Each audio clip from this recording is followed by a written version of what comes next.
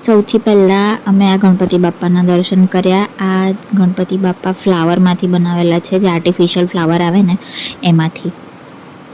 Then after અમે આ ગણપતિ બાપ્પાના દર્શન કરીને એમની એક્ઝેક્ટ સામે બીજું પંડાલ છે ગણપતિ બાપ્પાનું, ત્યાં દર્શન કરવા ગયા. આ પંચવટી એરિયામાં માધવ સ્ટોર છે, ત્યાં એ એરિયાનું છે.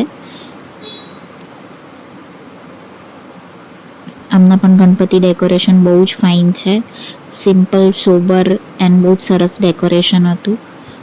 અને ગણપતિ બાપ્પાની મૂર્તિ પણ બહુ જ ફાઇન હતી. એકદમ આમ તમારી આંખો હટે જ નહીં બાપ્પા ઉપરથી, લાઈક એટલી સરસ હતી. જો આ લોકોની કેટલી બધી ટ્રોફીઝ એન્ડ ઓલ મળે છે. પંચવટી એરિયામાં જો સૌથી પહેલાં કોઈએ ક્રિએટિવ ડેકોરેશનની શરૂઆત કરી હોય ને તો આ માધવ આગળ જે આ ગણપતિ છે ને, ફ્રેન્ડ્સ ક્લબ નામ છે આઈ થિંક એમનું, આ ગ્રુપે કરી હતી. એ પછીથી ધીરે ધીરે કૈલાશ ધામના ને ગોરવાના ને બધા ગણપતિમાં કોમ્પિટિશન થયું. પછી અમે ગોરવાના રાજા જોવા આવી ગયા.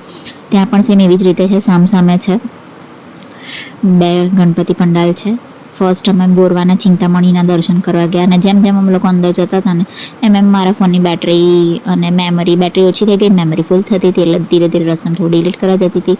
આ છે એન્ટ્રી, જુઓ તમે, એન્ટ્રી એટલી ફાઇન હતી. વાવ! મને ખબર છે હું આ વિડીયો બહુ લેટ પોસ્ટ કરું છું, પણ હું આ મારી મેમરી માટે પોસ્ટ કરી રહી છું હવે અત્યારે યુટ્યુબ પર, કે ફ્યુચરમાં ક્યારેક પછી ભવિષ્યમાં જોઈશું વિડીયો લીધા છે તો ડિલીટ નથી કરવા. જુઓ ડેકોરેશન, ઓ માય ગોડ, બહુ જ બ્યુટિફુલ અને બહુ જ ફાઇન હતું. આમ લિટરલી એવું લાગે કે કૈલાશ પર્વત ઉપર આવી ગયા છે એવું.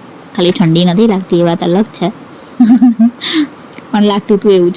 મને ગણપતિ દાદા, ઓ બાપરે, શંકર ભગવાનના ખભે બેઠા છે, એટલા નાનકડા ને ક્યુટ ને એટલા ફાઇન હતા ને. અને અહીંયા માનસરોવર બનાવ્યું છે. આ માનસરોવરનું જળ મારા મમ્મીએ મારા માથા પર પણ લગાડી આપ્યું હતું. આ છે કૈલાશ ધામના રાજા. પછી આ ઇલોરા પાર્કમાં એક ગણપતિ હતા, ત્યાંનું છે, પણ ત્યાંના જ છે ગણપતિ. બાય.